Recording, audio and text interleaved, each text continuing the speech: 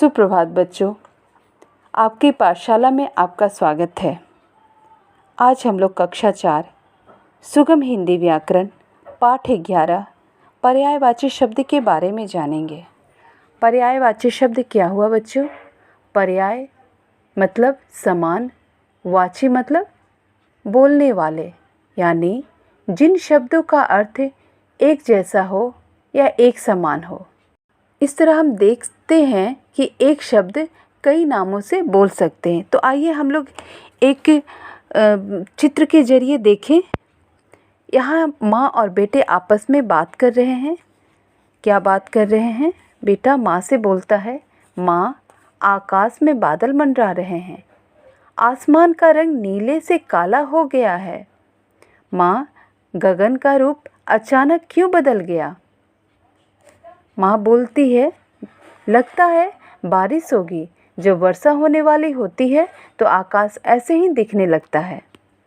तो बच्चों, आपने देखा माँ बेटे की बातचीत आपने सुनी। उनके बातचीत में आकाश को आसमान और गगन के नामों से तथा बारिश को वर्षा के नाम से पुकारा गया है, लेकिन इसके अर्थ में कोई बदलाव नहीं है। आकाश, आसमान और गगन, ये तीनों शब्द एक दूसरे के समान अर्थ को ही बता रहे हैं।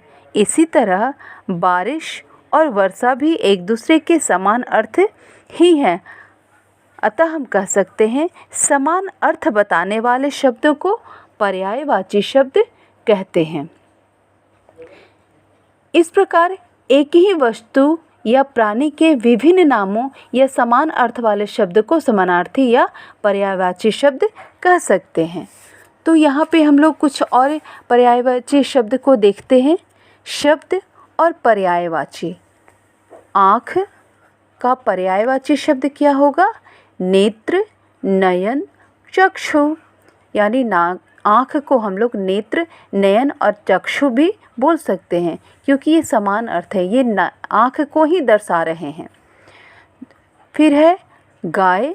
गाय को हम लोग किन किन शब्दों में बोल सकते हैं? गो, धेनु, गऊ। फिर फूल है। फूल को हम लोग क्या कह सकते हैं? पुष्प, कुसुम, सुमन। आगे और पर्यायवाची शब्दों को हम लोग देखते हैं बच्चों। तालाब, सरोवर, जलाशय, ताल। आदमी को हम लोग किन किन और शब्दों में बोल सकते हैं? मनुष्य, नर, मानव। जगत को और किन किन शब्दों में बोल सकते हैं?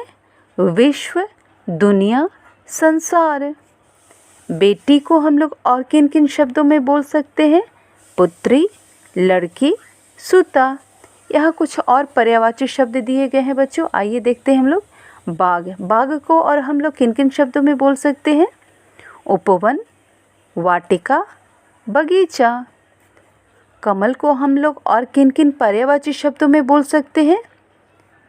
जलज, नीरज, पंकज।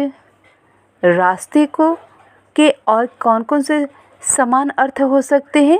राह, पथ, मार्ग। आगे हम लोग देखते हैं पेड़।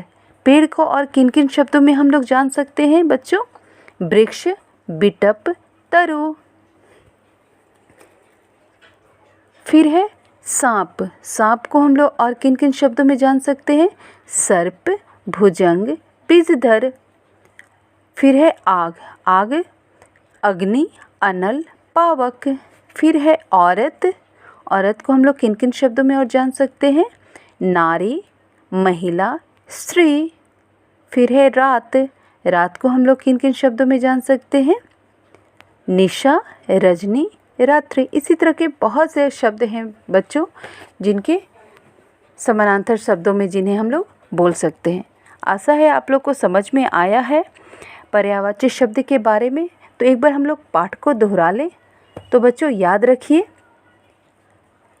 किसी शब्द के समान अर्थ वाले सभी शब्दों को समानार्थी शब्द या पर्यायवाची शब्द कहते हैं।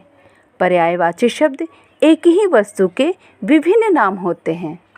इस प्रकार कह सकते हैं, एक ही वस्तु या प्राणी के विभिन्न नामों या समान अर्थ वाले शब्दों को समानार्थी शब्द या पर्यायवाची शब्द कहलाते हैं या कह सकते हैं। धन्यवाद बच्चों।